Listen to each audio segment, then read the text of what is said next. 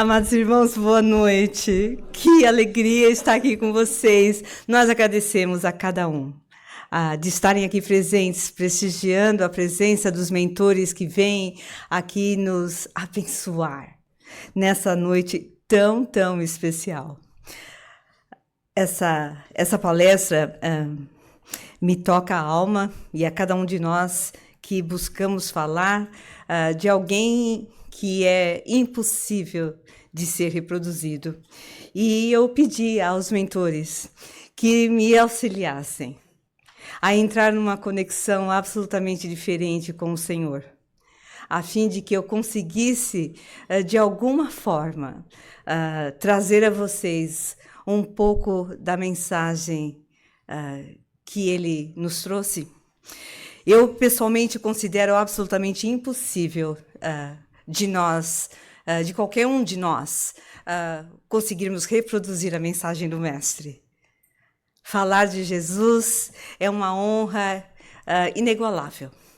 É uma oportunidade sem palavras. Mas eu me sinto imensamente pequena. E realmente considero, literalmente, impossível reproduzir a mensagem do Senhor. Então eu fui atrás de quem sabe falar do Senhor. E eu considero que realmente existe entre a mentoria que trouxe responsável pela mensagem do Senhor na Terra, em diversos pontos do planeta, e espíritos que reencarnaram nas mais diversas eras, trazendo antes dele e depois dele a mensagem única do amor, a representação de Deus na Terra. Eu realmente considero que dentre todos esses existiu apenas um que na realidade não esteve entre nós diretamente quando trouxe essa informação, mas sim no plano espiritual. Eu considero que Emmanuel tenha sido o único capaz de trazer para nós um átimo, uma ideia pálida, mas a mais aproximada daquilo que Jesus nos trouxe. O ponto final, depois da palavra Jesus, é porque não existe nada após ele. Porque ele é a representação do Senhor da vida na Terra. E é sobre isso que nós vamos falar hoje. A nossa ideia é voltar ao velhos profetas, com uma mensagem única que veio anunciar a vinda de Jesus. Esse versículo se encontra no livro de Isaías, muitos séculos antes da vinda de Jesus. E nos disse que um menino nasceu entre nós, um menino nos foi dado, isso num nível de previsão literal, porque um menino nos nasceu, nos foi dado. Um filho nos foi dado e o governo está sobre os seus ombros. Ele será chamado o Conselheiro Maravilhoso, o Deus Poderoso, o Príncipe, o Pai Eterno, o Príncipe da Paz. Essa imagem, como muitos de nós, amigos palestrantes, nos traz de quando em quando, foi pintada por Akiane, quando ela tinha apenas 8 anos. E nós acreditamos que ela realmente tenha visto o Jesus. Bateu a porta um espírito que ela absolutamente reproduziu como sendo uma criança de 8 anos, dizendo: eu falei com Jesus hoje. E está aí essa visão profunda desse Jesus que nos fala de encontro à alma. E o nome desse quadro foi O Príncipe da Paz. E não veio apenas uma inspiração qualquer. Essa referência a Jesus como o Príncipe da Paz vem de séculos antes da vinda dele, anunciando a sua presença na terra entre nós. E nós vemos aí a palavra, ele tem sobre os seus ombros o governo. E aqueles que conhecem, que são familiarizados com o Espiritismo, sabem que nós nos referimos a Jesus como, em termos diretos, como o governador do planeta, sendo o Senhor da vida, Deus nosso Pai, o presidente do universo, numa referência simplista, mas vocês vão entender o porquê dela um pouco no final. Então, aqui fica a palavra daqueles que sabem falar de Jesus. Essas referências que nós vamos trazer para vocês, essas inspirações foram trazidas do livro A Caminho da Luz, onde Emmanuel descreve a vinda de Jesus à Terra e nos mostrando, nos dando uma ideia, mesmo pálida, de quem realmente é Jesus. Então fica aí a ideia de nos trazer para fora desse planeta, nos colocar dentro da nossa galáxia. Todos nós conhecemos essas belíssimas imagens da Via Láctea e dizem que nós estamos em algum canto. E tem essa imagem famosa, You are here. Né? Você está aqui, esse aqui é o seu planeta, entre bilhões de sóis. Nós nos referimos ao Sol em termos de Terra, os astrônomos se referem ao Sol, apenas Sol, como sendo o nosso Sol, do nosso sistema solar, aquele que a gente vê nascer todos os dias e morrer no horizonte. Os outros sóis do nosso planeta são chamados pelos astrônomos e astrofísicos como sendo estrelas. Mas o nosso Sol é uma das estrelas, uma das pequenas estrelas do nosso sistema solar, da nossa Via Láctea. Os entendidos, os cientistas, se referem a bilhões de sóis, apenas na nossa galáxia. Bilhões. Já ouvi números como sendo de 200 bilhões, e, mais recentemente, já ouvi números como perto de 400 bilhões. Não sóis do tamanho do nosso, mas dwarf stars, como eles chamam, muito menores, mas sóis imensamente maiores que o nosso. Então, nós não temos ideia do tamanho da nossa galáxia. As últimas informações que nós recebemos é de trilhões de galáxias, em aparelhos ainda considerados primitivos, na frente do que existe nas civilizações avançadas. Então, nós estamos falando de trilhões e trilhões e trilhões no universo que nós consideramos como sendo o universo conhecido. Os físicos se referem a múltiplos universos, aos universos paralelos. E é interessante que nós nos referimos às diversas camadas espirituais, aos diversos níveis espirituais. No Novo Testamento, Paulo se refere aos 7 céus, aos 7 níveis. Esses números tão simbólicos, o número 3, o 7 e outros números de tanto significado, que Emmanuel, inclusive, fala, nós não sabemos ainda o significado da simbologia, nem do Novo e do Velho Testamento, na sua inteireza.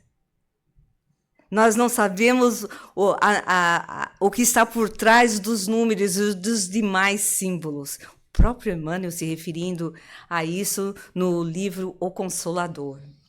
Então, nós estamos ali. E olha ali você, passeando na Disney. É lá você, não é? Seus familiares no Brasil avisando que não vem a hora de ver você, depois de tanto tempo no Natal, viajando para cá nos visitar. Eu mesma tenho minha família vindo com 11 pessoas, numa viagem inédita, uma grande parte da família aqui, então nós estamos felicíssimos. Eu e o meu concunhado aqui presente, nosso irmão Antônio Sérpico, aqui nós amorosamente chamamos de Júnior. Eu sempre vou chamá-lo de Júnior, porque é assim que eu conheci quando eu tinha 8 anos de idade, vai ser assim, Júnior no plano espiritual também, porque vai ficar assim, vai ficar, não adianta. Antônio, quem é Antônio? Antônio, eu não sei quem é Antônio, só conheço o Júnior. Eu amo essa imagem porque ela nos mostra essa dimensão cósmica do nosso planeta. Eu pergunto para vocês, quem sabe a idade da Terra? Alguém sabe a idade da Terra? Ou melhor, vamos começar mais fácil. Há quantos anos o ser humano, o homem está na Terra? Alguém tem ideia? Há quantos anos, há quantos séculos, há quantos anos nós estamos na Terra? Alguém tem ideia? Um número. Quantos anos? Qual é a intuição de vocês? Há quanto tempo o ser humano está na Terra? O Homo sapiens. Há quanto? 20 milhões de anos. Ok, um número bom. Ok, vamos lá. Interessante o número 2 que lhe veio à mente. Em 2 milhões de anos, ok. Quem mais? Eu sei que muitos de nós temos uma ideia, ou quem tem uma ideia de que é coisa de milhões de anos? Levanta a mão, por favor. Quem tem a ideia de que seja coisa de 1000 anos, de thousands, not millions? 200 mil. Ok, quem falou 200 mil? 200 mil o quê? 200 mil anos. 200 mil anos. Quando a primeira vez eu, como estudante, ouvi esse número, eu falei, não é possível. Não é possível que 200 mil anos seja o tempo que nós, seres humanos, estamos na Terra. Passa rápido. Passa muito rápido. Apenas 200 mil anos. Em 200 mil anos, nós construímos o que já construímos. Do homem pré-histórico ao que nós somos hoje, são apenas 200 mil anos. É muito pouco tempo. Eu não me conformava com esse número. Eu falei, não é possível. É claro que nós estamos falando aqui do Homo sapiens, certamente, não dos hominídeos antes dele, mas o homem como nós o conhecemos, com o cérebro atual, realmente são só 200 mil anos. E a Terra? Quantos anos tem o planeta Terra? Nós estamos nos milhões ou nos bilhões? O que vocês acham? Nos bilhões. Alguém poderia 1 bilhão? 2? 3 bilhões? Quem dá mais? Eu ouvi 4 bilhões. A idade da Terra, isso por descoberta através de fósseis, da idade de fósseis, do fóssil mais antigo,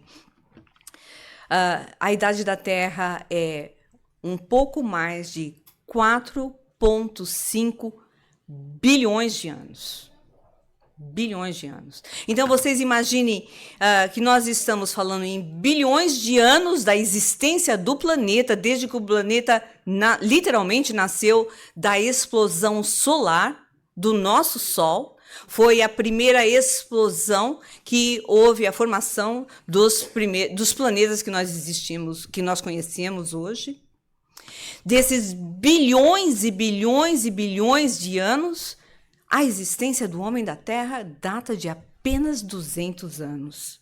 Então, 200 mil anos. Então, quando nós vemos esse planeta belíssimo, o planeta azul, certamente um dos mais belos do nosso sistema solar. Quando nós vemos esse planeta já formado com essa quantidade inacreditável de vida em imensos, diferentes níveis, nós esquecemos que nós nascemos disso.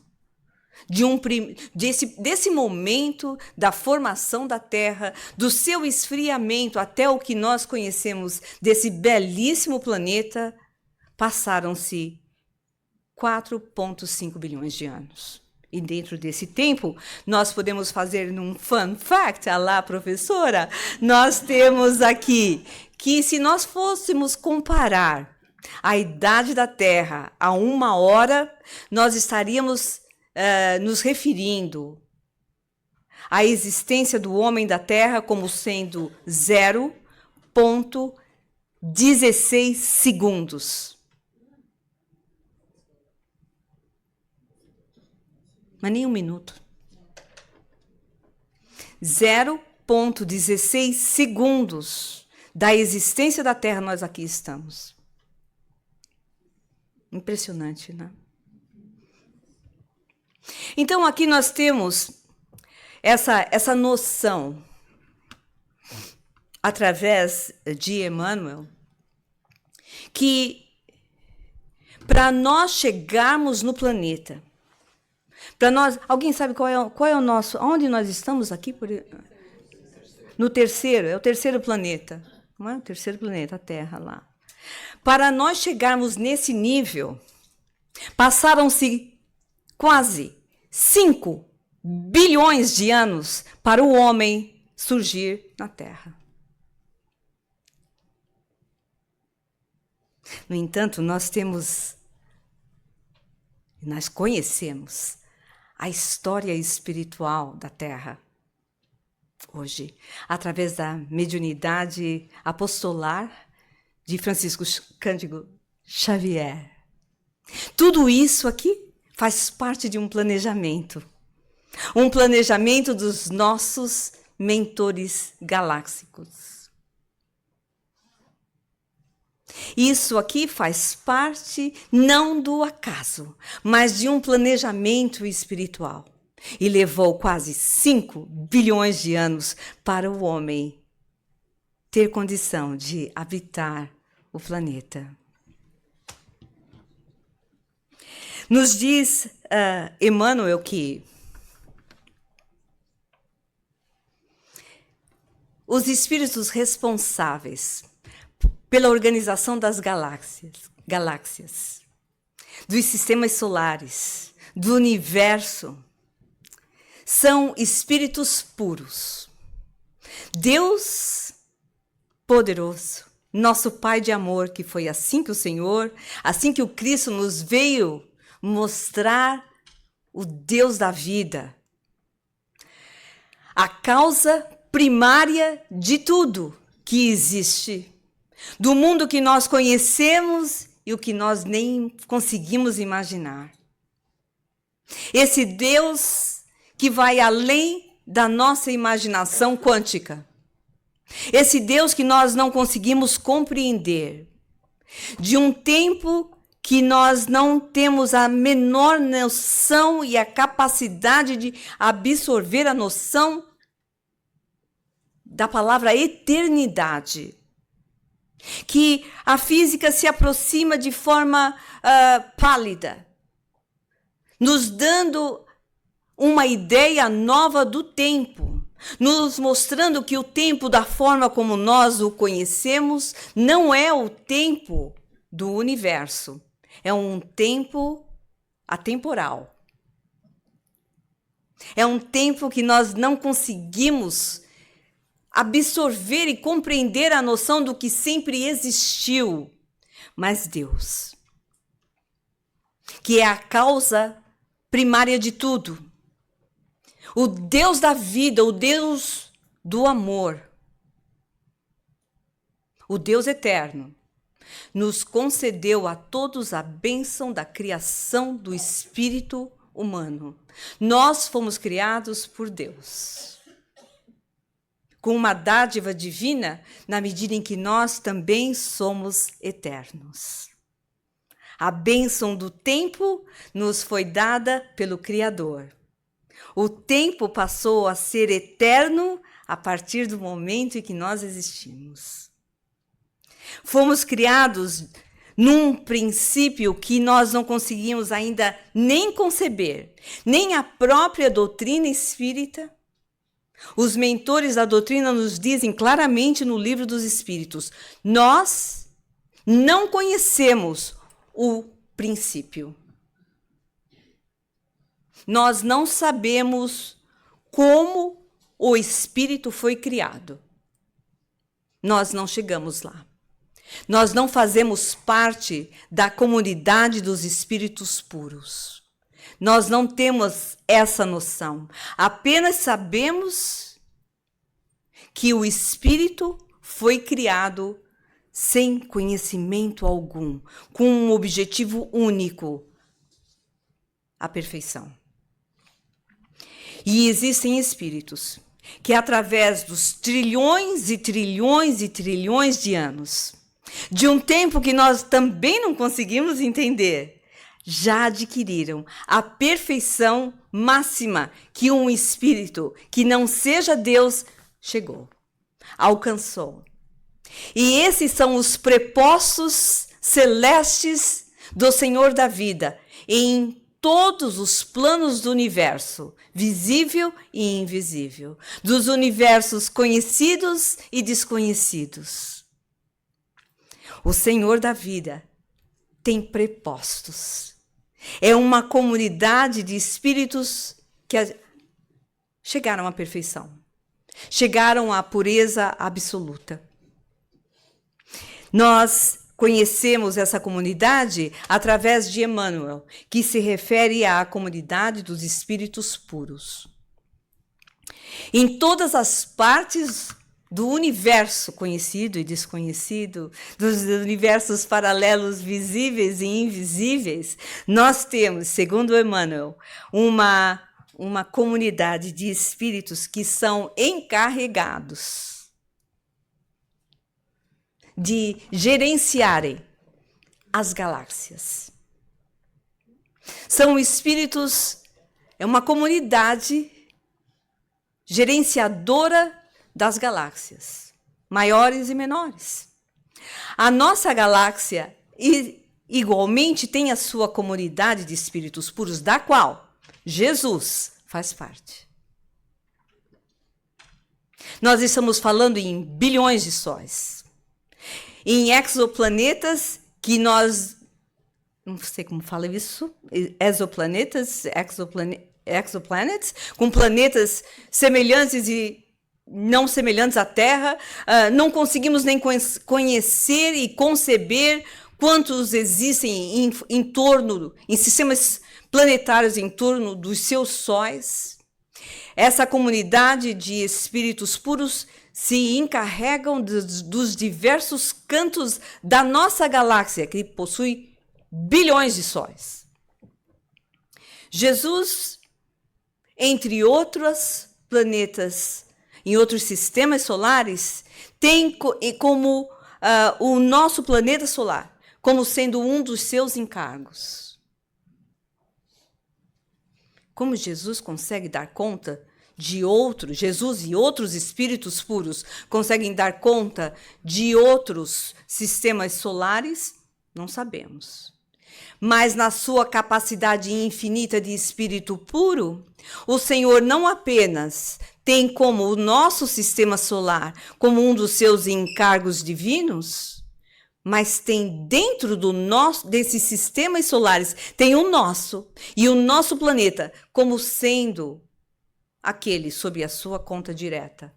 Não sabemos se os demais planetas também estão sob a conta de Jesus, mas pelo menos isso nós sabemos.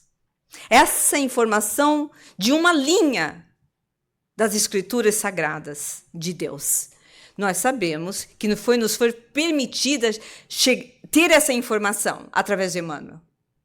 Que Jesus olha a Terra, se encarregou da formação da Terra. Aquela bola incandescente que foi o Sol no seu primórdio, que explodiu dando origem aos outros planetas, é aquela bola que um dia seria chamada por nós, como a nossa mãe Terra foi esfriando através dos bilhões de anos. E Jesus, com uma comunidade direta de espíritos igualmente crísticos, mas não tão crísticos quanto ele, já uma comunidade de espíritos magnânimos, tendo a Terra sob sua supervisão. Então nós estamos falando de um Jesus astrônomo, biólogo, físico, médico, um Jesus com capacidades e noções, um matemático, com capacidades intelectuais que são por nós absolutamente desconhecidas, porque nós apenas temos a ideia daquele Jesus crucificado, daquele Jesus meigo e amoroso, aquele Jesus que é o pastor desse rebanho rebelde que todos somos. Mas Jesus é tudo isso e mais, e muito mais. Dizem as tradições que Jesus e os espíritos que são encarregados do nosso planeta se encontram frequentemente nas esferas espirituais do Sol. E nos diz Emmanuel literalmente no livro A Caminho da Luz, que rezam as tradições do mundo espiritual, que na direção de todos os fenômenos do nosso sistema solar, existe uma comunidade de espíritos puros e eleitos pelo Senhor Supremo do Universo, em cujas mãos se conservam as rédeas diretoras da vida de todas as coletividades planetárias.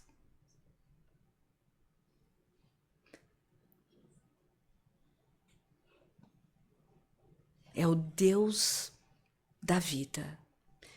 É aquele a quem Jesus nos veio buscar explicar da forma mais simples possível quem é esse Deus, que não é mais o Senhor dos Exércitos, não é mais aquele Deus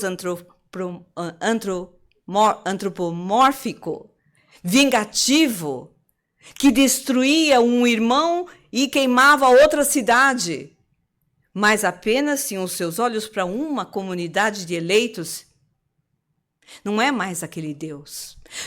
Jesus veio nos trazer, numa linguagem mais simples, forma mais simples que nós poderíamos compreender, a noção de um Deus de amor. É por isso que Jesus se referiu a Deus como sendo o Pai. Se nós vivêssemos numa sociedade matriarca, Jesus teria se referido a Deus como a mãe. Mas Jesus precisava se fazer entendido. E na sua inteligência emocional, não apenas intelectual, Jesus pensou, eu preciso trazer todas essas noções para minha amada Terra. Como é que eu vou fazer isso? Então, numa explicação mais didática, buscando o meu lado, vamos dizer, de educadora, a forma mais simples que eu poderia explicar para vocês seria isso. Não que vocês precisem dessas imagens, mas eu acho que seria interessante até para vocês levarem adiante essas informações. Jesus precisava trazer noções que se contrapunham às noções do Velho Testamento. E por que Jesus nasceu dentro daquele povo especificamente? Porque era o único que já estava mais evoluído, porque já conseguia conceber a noção de um Deus único. Todos os demais povos na época eram politeístas, ou seja, adoravam vários deuses.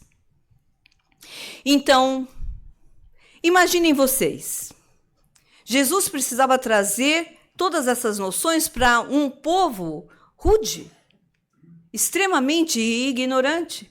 Então, imagine que ele precisava, se você for levar, ou vamos pensar em nós mesmos, se nós precisarmos levar uma mensagem muito complexa a uma nova comunidade, vamos supor, nós já somos espíritos muito evoluídos e fomos chamados a ensinar em outro planeta, a contribuir na evolução de outro planeta, que está ainda mais atrasado do que nós somos hoje.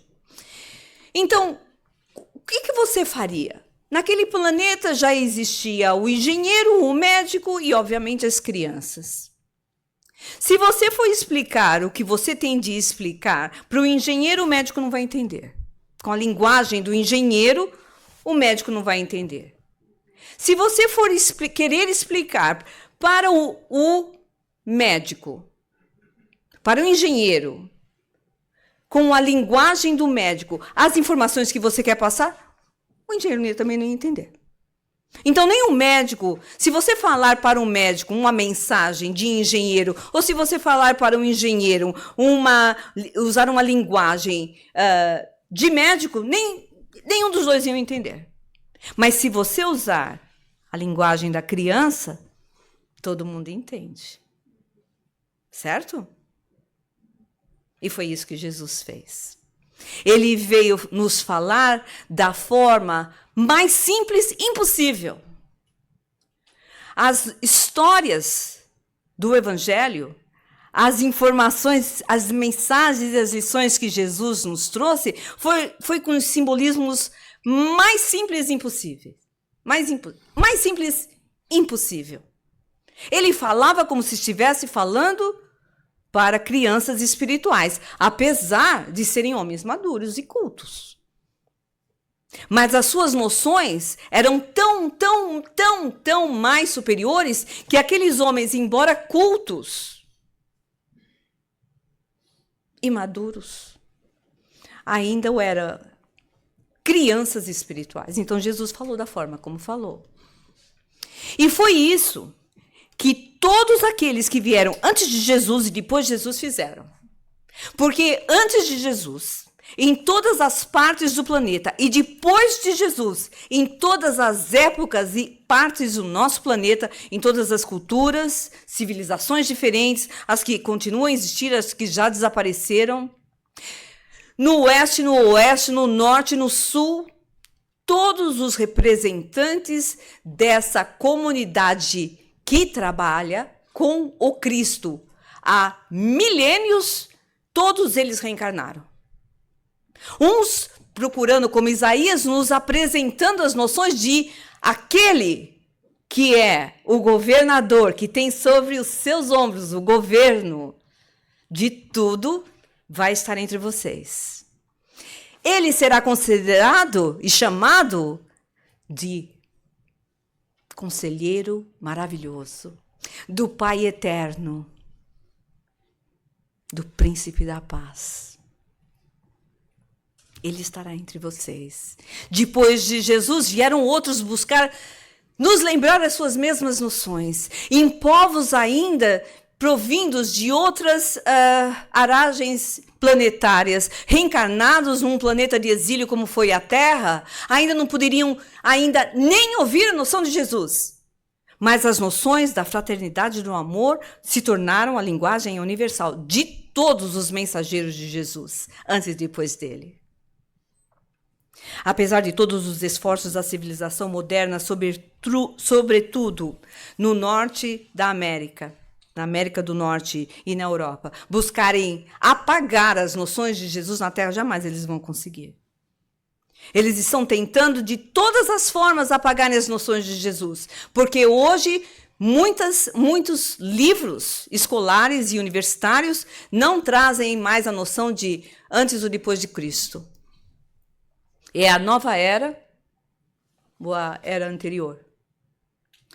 Já em alguns estados, aqui nos Estados Unidos, não se refere mais ao Natal, como sendo os feriados do final do ano como sendo de Natal. São os feriados do inverno.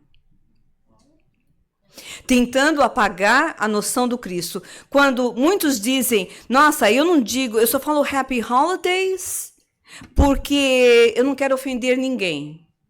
Mas o Natal ainda é uma lei nacional.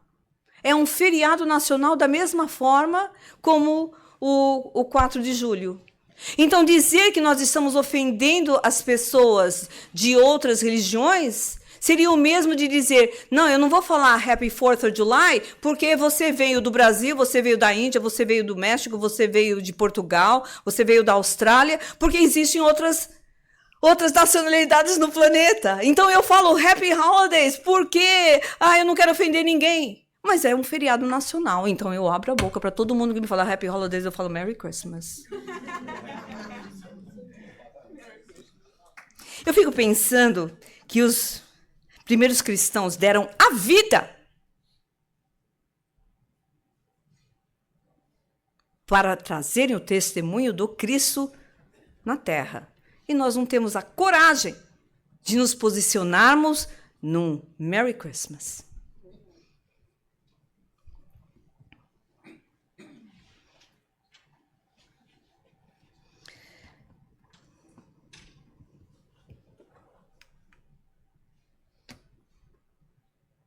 Essa imagem nos traz a noção de que nós não estamos mais falando de um Jesus religioso.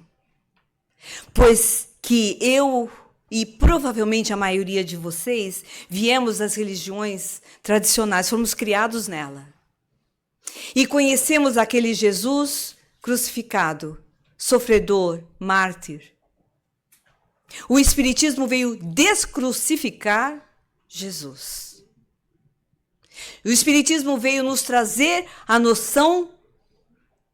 uma noção diferente de Jesus. A noção de um espírito cósmico.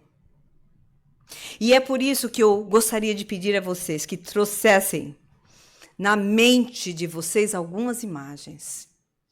Lembrando na fala de Emmanuel que essa comunidade de espíritos puros, onde Jesus fazia parte, era um desses espíritos.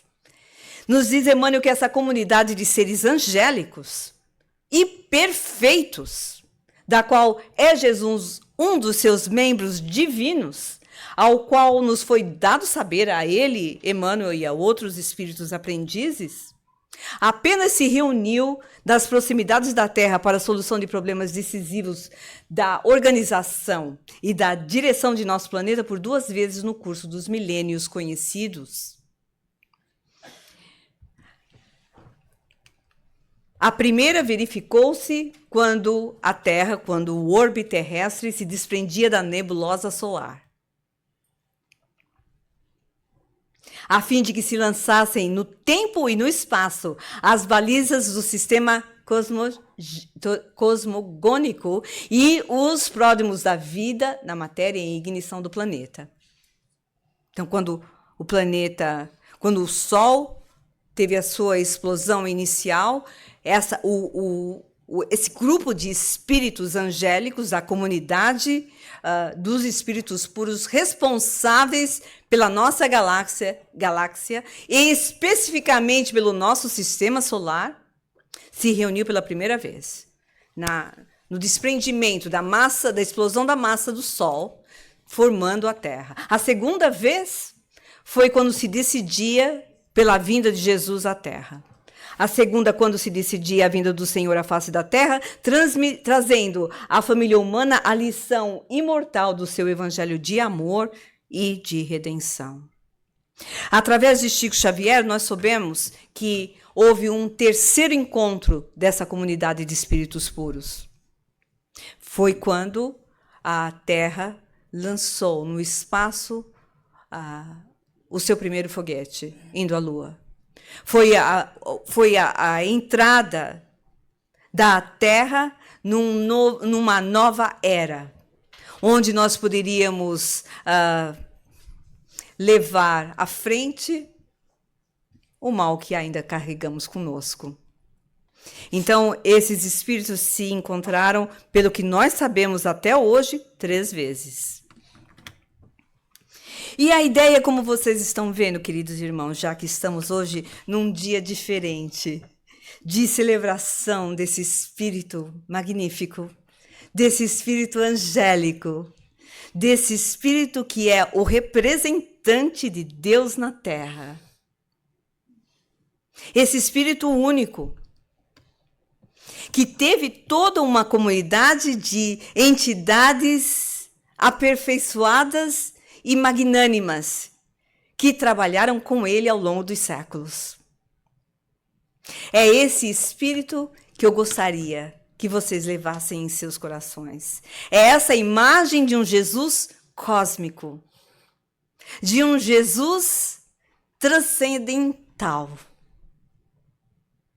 Um Jesus que estava em total conexão com o Criador da vida, a ponto de dizer que eu e o Pai somos um. Tamanha a identidade, onde tinham com Jesus uma comunidade de espíritos santificados, trabalhando com eles. E o homem conseguiu transformar essa identidade divina e angélica numa formação de 3 deuses num só. Quando um casal se identifica muito, são extremamente afins, nós dizemos parceria de almas afins, são como um. Imagine nós que somos imperfeitos, nos consideramos depois de anos de convivência tão ligados um ao outro, que tira a fotografia, as pessoas são até parecidas, parecem irmãos ao longo dos anos. Vocês já viram isso? Outro dia eu falei para o meu marido, this doesn't look good. Olha essa foto. Nós parecemos irmãos. Apesar de tão diferentes, fisicamente nós já temos traços. As expressões se mesclam. E Jesus, para ter esse nível de afinidade com o Criador, se referiu a ele como eu e Deus somos um. É essa imagem desse Jesus cósmico que eu pediria a vocês que levassem com vocês. Quem nos trouxe essa noção foi um espírito em evolução, mas um espírito tão profundamente transformado que ao longo dos séculos, depois de ter perdido num encontro único, no relógio dos séculos, como Jesus disse a ele, você está me negando agora, mas mais tarde eu vejo você me seguindo. Foi o famoso encontro de Emmanuel com Jesus na Palestina Antiga. Quando ele, na condição de senador romano, se encontrou literalmente com Jesus e o descreveu, e a descrição de Jesus se encontra no Vaticano, pelo senador Públio Lentulus. Documentada, registrada em carta ao imperador da época, descrevendo quem era aquele Jesus. E é através desse espírito que não aceitou seguir Jesus, nem o considerou. Só conseguiu conceder a noção de Deus. E foi eu era uma garota de 16 anos, lendo pela primeira vez o livro há 2000 anos. Quando eu li no último capítulo do livro há 2000 anos, Emmanuel com o Vesúvio em explosão, destruindo toda a Pompeia, e ele desencarnou nesse desastre, nessa calamidade do vulcão Vesúvios, destruindo Pompeia, soterrou Pompeia por séculos. Naquele momento que Emmanuel estava desencarnando, ele concebeu a noção de um Deus único, de um Deus que não fosse os deuses romanos, E eu não me esqueço essa emoção que eu senti lendo um livro, um adolescente lendo o livro. Eu falei, nossa, uma vida inteira para acreditar em Deus. Foi isso que me chocou. Uma vida inteira. E séculos se passaram. E Jesus disse, séculos e séculos passarão até você finalmente me seguir.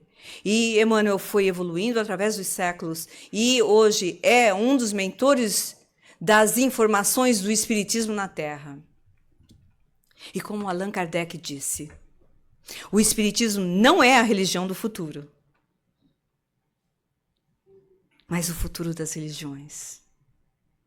Todas as informações que hoje nos são trazidas através desse complexo de informações que nós chamamos de espiritismo, um dia vão ser informação de comum conhecimento, de lugar comum. E hoje nós já vemos isso acontecendo. Filosofias espiritualistas, ciências espiritualistas nos diversos cantos do planeta que não tem nenhuma noção religiosa, já falam das mesmas coisas que o Espiritismo fala.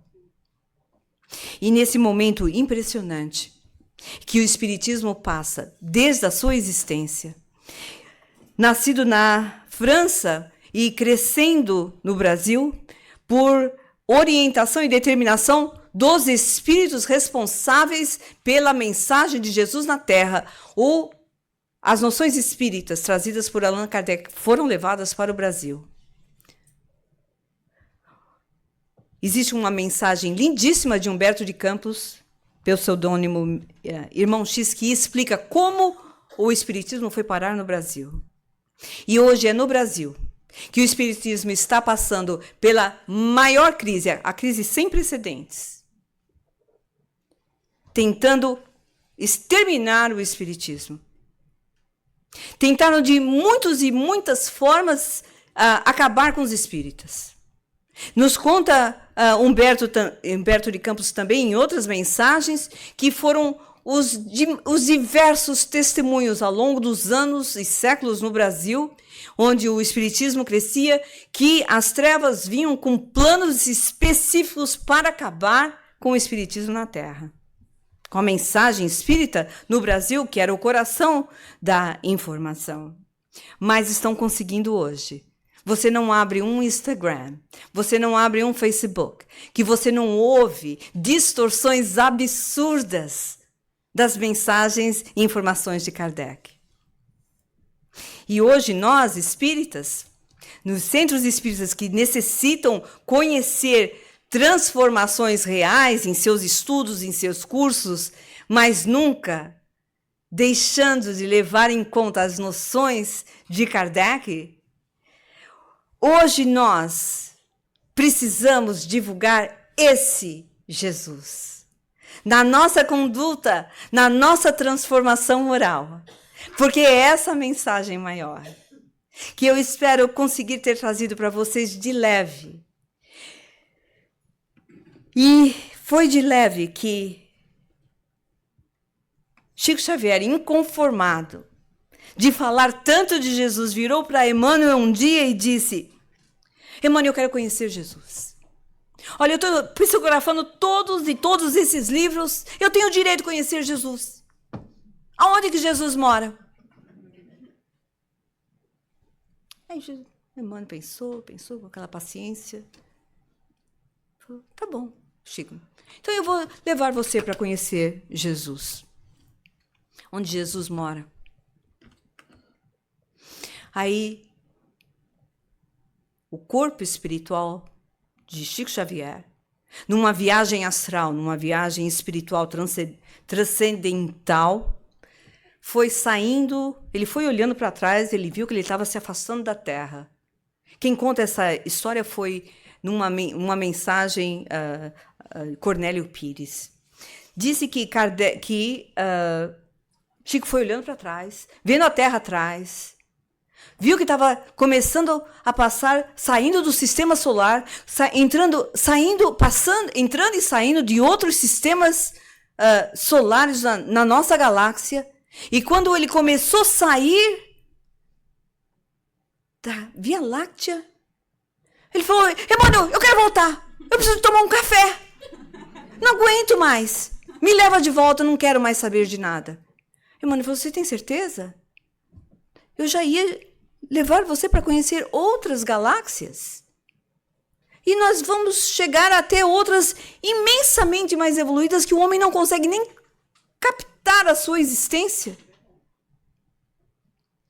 Ele falou, não, eu não quero mais. Para mim é suficiente. Aí Emmanuel foi levando ele de volta, devagarzinho, ele foi retornando, até chegar na sua casa, pequenininha, e tomando o seu café no meio da madrugada. Aí você fala, nossa, Jesus está muito longe mesmo, né? E é por isso que eu não consigo sentir Jesus. Eu não consigo sentir Jesus. Eu oro, não consigo sentir Jesus. Cadê Jesus na minha vida quando eu mais preciso? Cadê Jesus? Jesus falou, eu vou ficar com entre vocês aqui 40 dias, mas quando eu subir ao Pai, vocês não verão mais. Subir ao Pai tem uma significação que nós não compreendemos através das religiões tradicionais, mas é ir a uma esfera que não tem mais noção material. No entanto, ele é o Cristo. Ele é o representante de Deus na Terra. Ele tem essa capacidade de nos ouvir em qualquer espaço, em qualquer tempo.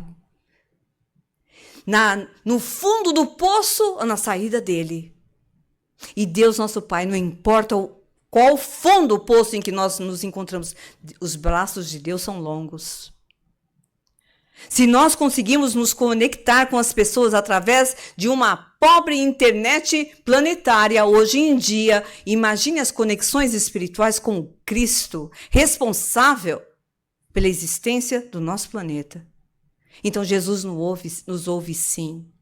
E se nós não conseguimos ouvi-lo, amados irmãos, não importa. Sabendo e conhecendo suas lições, nós já estamos em... É o nosso farol no meio de um túnel escuro. Então você não precisa sentir Jesus. Alguns de nós já conseguem. Mas quem não consegue ainda, não se frustre. Siga as suas lições.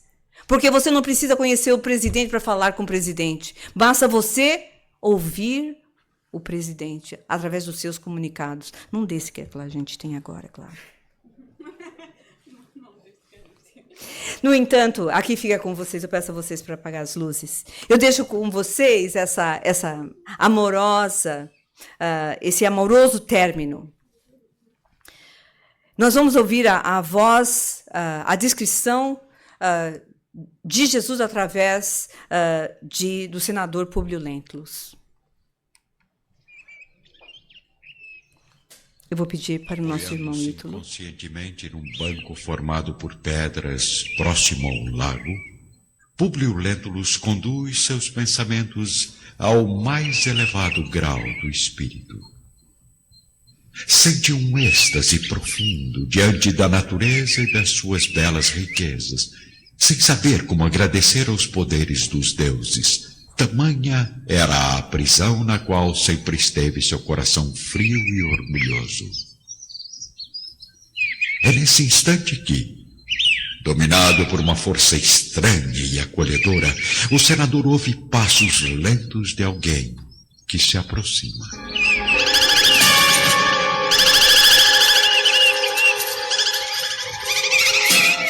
Quem está aí?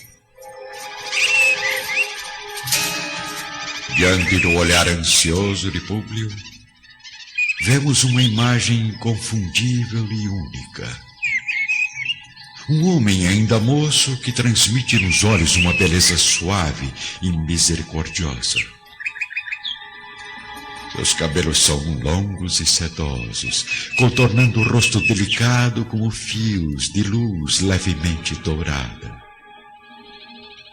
Um sorriso indefinível, revelando ao mesmo tempo bondade e energia, produz em sua figura majestosa um encanto inexplicável.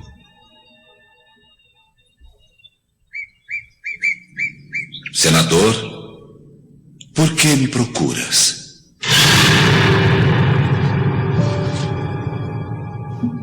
Públio Lentulus não tem dificuldade em identificar a criatura impressionante que está à sua frente.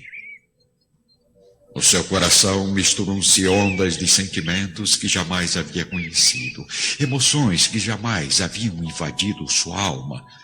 Lágrimas ardentes caem de seus olhos que raramente haviam chorado. E uma força misteriosa faz Públio ajoelhar-se na relva úmida da margem do lago. O senador deseja falar, mas seu peito está sufocado. Então que num gesto de pura bondade, o mestre se aproxima dele e repousa carinhosamente a mão direita sobre a sua testa, exclamando em uma linguagem maravilhosa que Públio entende perfeitamente, como se ouvisse o próprio idioma, sentindo as palavras de espírito para espírito, de coração para coração.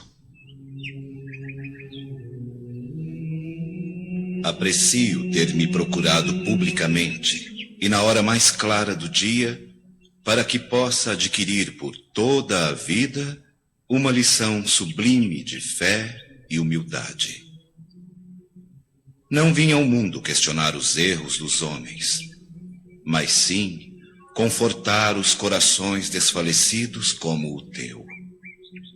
Não venho buscar o homem de estado, insensível e orgulhoso.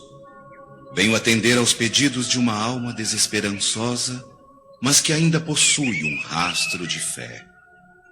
Acredite, meu amigo, não é o teu sentimento ainda carregado de egoísmo humano que irá salvar sua filhinha, leprosa e desacreditada pela ciência, mas sim a fé infinita de tua mulher, porque a fé é divina.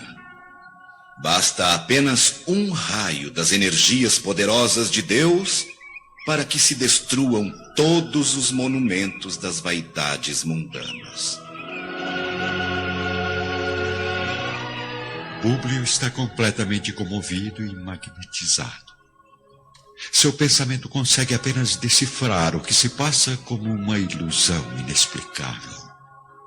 Um sonho de emoções nunca antes vividas. Não, meu amigo, não estás sonhando. Depois de longos anos de desvio do bom caminho, encontras hoje uma chance de regenerar toda a tua vida. Basta querer aproveitá-la agora ou somente daqui a alguns milênios. Pastor das almas humanas desde a formação do universo, venho procurando reunir as almas rebeldes, tentando levar aos seus corações as alegrias eternas do reino de Deus. Para isso, amigo, basta dirigir seu espírito para a estrada humilde e da fé e esperar a glória divina da salvação. Humildade, fé. Com que autoridade este profeta vem me falar sobre isto diante de um senador imperial, dono de poderes sobre qualquer súdito? Os pensamentos de Públio são assimilados pelo profeta, mesmo sem o senador haver pronunciado uma só palavra. Todos os poderes do teu império são frágeis, e todas as suas riquezas são miseráveis. A grandiosidade dos imperadores é mera ilusão, porque todos, sem distinção, serão um dia chamados aos tribunais da justiça de meu Pai que está no céu. Suas ciências se transformarão, conduzidas pelos esforços de outros homens mais dignos do progresso. Suas leis injustas serão afundadas no abismo tenebroso destes séculos de impiedade, porque só uma lei existe e sobreviverá às ruínas da angústia humana. A lei do amor, criada por meu Pai desde o princípio do mundo. Públio Lentulus continua sentado, paralisado. paralisado ao ouvir os ensinamentos e as previsões de Jesus. Agora, volte ao lar, consciente das responsabilidades com o teu destino. Se a fé de tua esposa trouxer a recuperação de tua filha, não esqueça que isso representa uma dívida com o teu próprio coração, diante de nosso Pai Todo-Poderoso.